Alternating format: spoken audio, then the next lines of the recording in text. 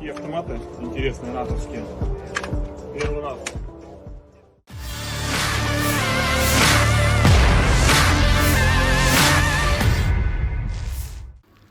Bantuan militer terus mengalir ke Ukraina. Selain Amerika Serikat, beberapa negara lainnya di bawah naungan NATO turut memberikan bantuan. Hal tersebut tak lain untuk bisa mengalahkan Rusia dalam peperangan.